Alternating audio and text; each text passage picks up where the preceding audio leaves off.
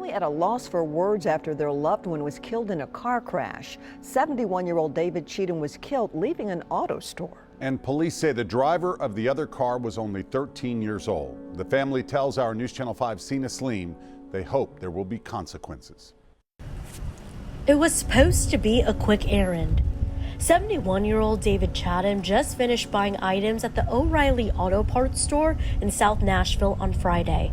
But things took a deadly turn. Police say David was killed after a 13-year-old driver crashed into his car as he was about to exit the parking lot onto Nolensville Pike.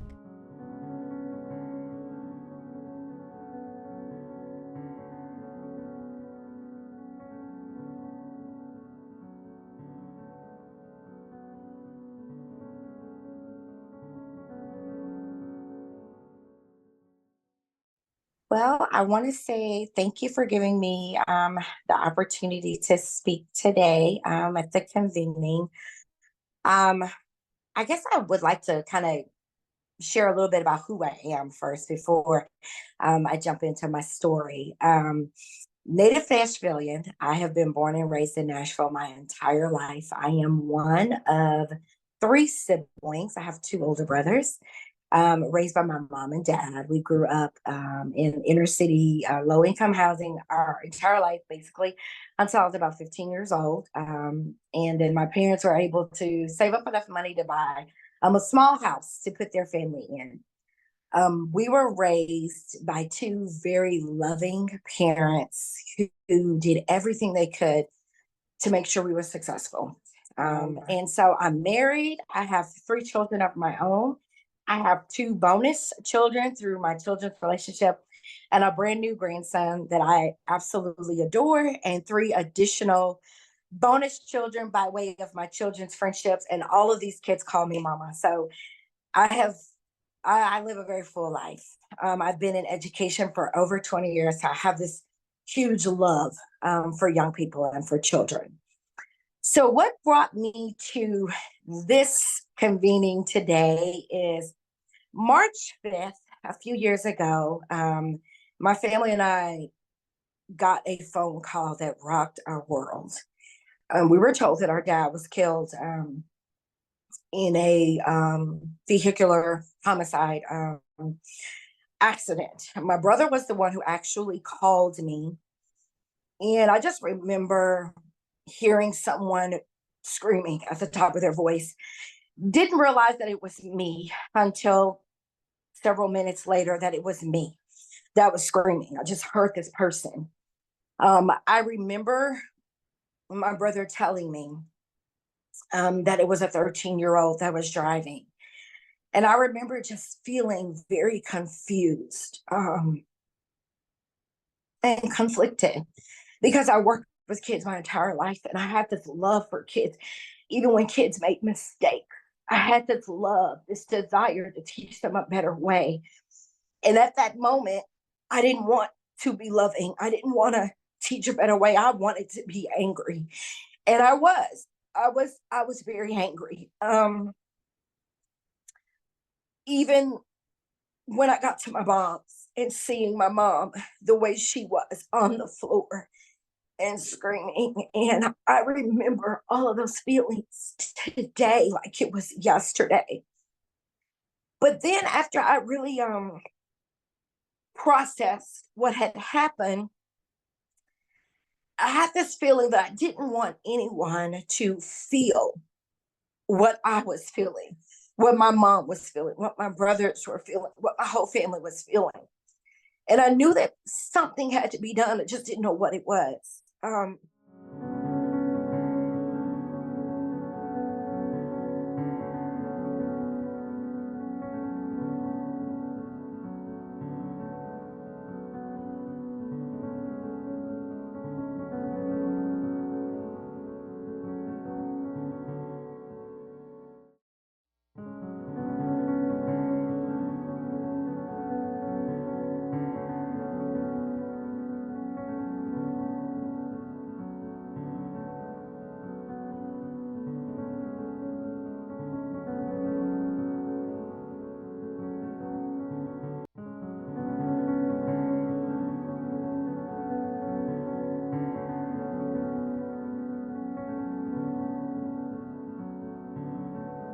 The day that we met in the circle was a very powerful day for us. My mom, before we did the circle, she had this big book full of all these questions that she wanted to ask. And I felt like, oh my God, Mom, you can't ask these questions. He's going to feel like he's being interrogated. And I said, just, I didn't want her to do it. And she surprised me because the first thing she asked him was, what do you like about school? And I thought I was going to fall on the floor because I did not expect that from her. And it was just such a powerful moment for us because we were able to see him as a human being, as a young person who made a mistake but was growing and learning. We saw his family as a family who loved their child and wanted him to do better. And we're grateful that we considered to do something different. His dad said, I'm grateful that you didn't decide to just throw him away. And we didn't. We didn't want that because I did not think that that would transform his thinking. I didn't think that would transform his decision making. I thought that that would just contribute to the problem. That he wasn't thinking about himself over that impulsive decision. He didn't process what he was doing and putting himself at risk and others. And I thought he needed that. I said, this is a young boy that's going to grow up. And if he's blessed like my dad, live another 60 plus years. And what will his life look like if he doesn't shift his thinking? And I didn't want his mom to endure the heartbreak that we did by losing my dad because he did something else or he lost his own life. So we were grateful that we went through the process. It wasn't easy. It was hard. I say sometimes that the forgiveness side of it feels unnatural because you want to be angry, but it was right. And we did that. We decided to do what was right instead of just erring on what felt natural to be angry because we felt wronged. And even to this day, I haven't really been able to speak a lot to him or to his mom, but they are in my prayers often. I still wish him well. I still pray that he continues to grow. I do reach out periodically to ask Travis, how is he doing? And I'm encouraged to find out that he's still growing. He's still trying to make those good decisions. We don't expect perfection. We just expect him to do his very best. And so we are encouraged that that is what will continue to happen. We are grateful that we went through the restorative justice process. We are grateful that we made this choice instead of choosing the other route, because I think our story has helped a lot of people. I had a couple of family members who worked in law enforcement who actually saw the Justice USA documentary and reached out to us to say, oh my God, your story. I'm just, their mind shifted. They're no longer in law enforcement, but even their mind had shifted to think differently about the way we handle young people when they make these life-changing decisions. And so we feel like we made the right decision. And we are continuing and prayerful and hoping that this continues to take on more of a forward force, that more people jump on this idea of choosing something different to help young people.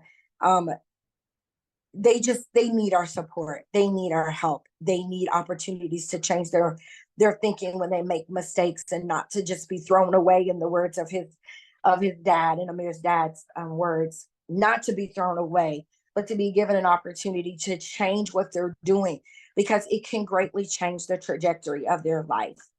And so we do not regret it. I would wholeheartedly recommend to other people that may be considering it to think about change, to think about transformation, to think about hope, and ask yourself, is the pathway that you're considering going to give you those things?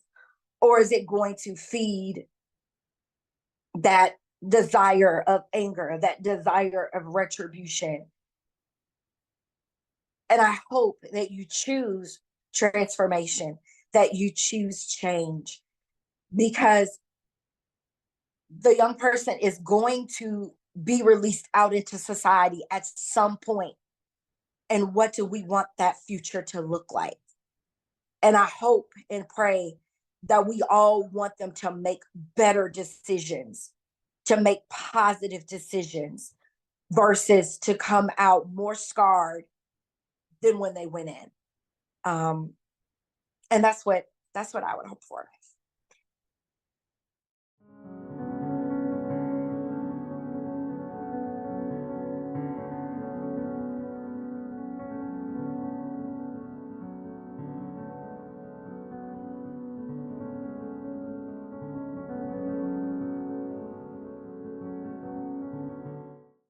My mom did pass away a year ago in May. She never really fully recovered from losing my dad. I do believe that she did have some elements of healing going through that restorative justice process, but it just was a piece of her that just died on that day.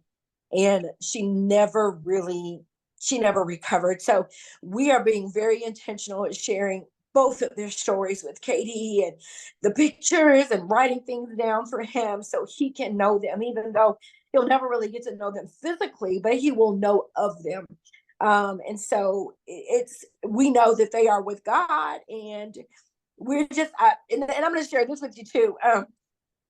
I have this huge love of hummingbirds, and it started because my dad, I was like really wrestling with my feelings and my emotions, and this hummingbird just kept coming to my porch, and I have these hummingbird feeders, and I never really had them to come up like this. And this hummingbird just kept dancing everywhere, all over it. And I was like, I just got a huge piece, and I said, oh my God, I'm just gonna pretend like this is my dad's spirit just coming to visit me every time I see this hummingbird. And so a few days later, I decided, because I just had this piece, and it just kept coming and kept coming. And I just thought I was going to look up a hummingbird and like, what's the meaning of hummingbirds coming? And is there any kind of significance? And come to find out that Native Americans believe that hummingbirds are ancestors that passed on, that come back to visit you. And I thought, oh my God, I didn't even know it. And so I've been on this quest at finding hummingbirds. And my husband took me to an arts festival. And there was a young guy. He looked like he might have been 25, 26. He did authentic sculptures out of recycled metal. And what did we find in his display? A hummingbird. He made this huge one-of-a-kind hummingbird, and I have to show you. Huge one-of-a-kind hummingbird sculpture. And it was quite expensive. And I told my husband, let me turn my camera around. This is my sculpture. And I told my husband, I have to have this sculpture. And so I actually have my parents' picture, and I have another hummingbird glass that I had made when I went to Mexico a year ago.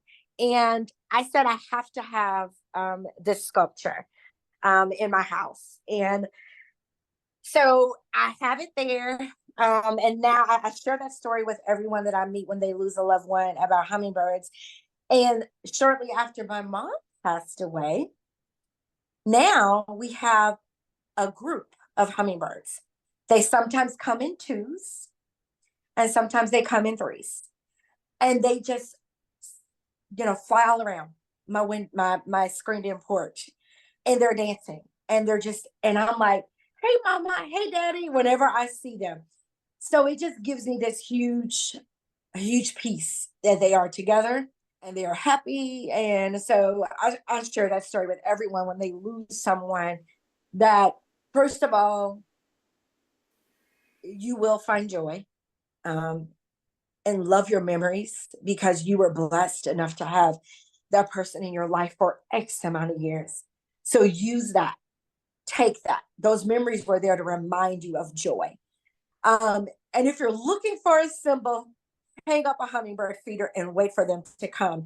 And I just share that because it was a struggle for us. And I find little nuggets and little joy in helping me to heal and continue to heal in this.